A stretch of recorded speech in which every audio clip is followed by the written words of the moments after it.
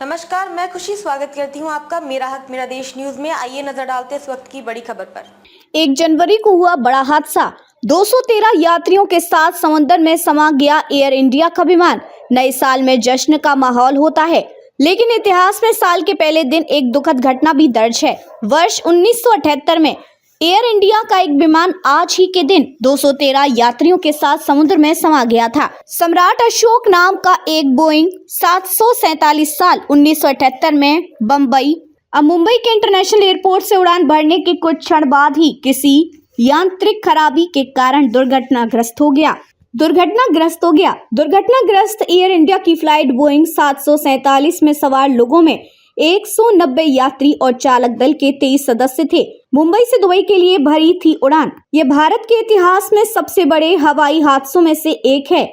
घटना के फौरन बाद ये आशंका जताई गई कि यह किसी साजिश का हिस्सा हो सकता है, लेकिन समुद्र से मिले विमान के मलबे की जांच से यह सिद्ध हो गया कि यह एक हादसा था। 1 जनवरी 1978 को एयर इंडिया की फ्लाइट बोइंग 747 ने मुंबई के सांता क्रूज एयरपोर्ट, अब छत्रपति शिवाजी महाराज इंटरनेशनल एयरपोर्ट से मुंबई इंटरनेशनल एयरपोर्ट के लिए उड़ान भरी थी। उड़ान भरने के बाद विमान बाईं ओर लुढ़कने लगा। उड़ान भरने के 101 सेकंड बाद ही समुद्र में गिरा। कैप्टन को विमान की ऊंचाई का अंदाजा लगाने में गलती हो गई और बोइंग 747 तेजी से नीचे गिरने लगा। उड़ान भरने के 101 सेकंड बाद ही विमान अरब सागर में जा गिरा।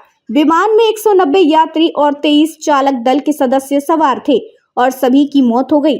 एयर इंडिया फ्लाइट 855 एक बोइंग 747 237 बी था, जिसे 1971 में बनाया गया था और इसका नाम सम्राट अशोक रखा गया था। इस विमान के कैप्टन मदन लाल कुकर थे, जो उस समय 51 वर्ष के थे और 1956 में एयर इंडिया में शामिल हुए थे। वहीं 43 साल की इंदु बिरमानी उस समय फ्लाइट की फर्स्ट अधिकारी थी। बाद में जब जांच की गई तो विमान में किसी तरह के विस्फोट होने के सबूत नहीं मिले थे। दुर्घटना के बाद कई दिनों तक समुद्र में छानबीन चलती रही। अब तक के लिए बस इतना ही। फिर होगी आपसे मुलाकात ऐसी एक और बड़ी खबर के साथ।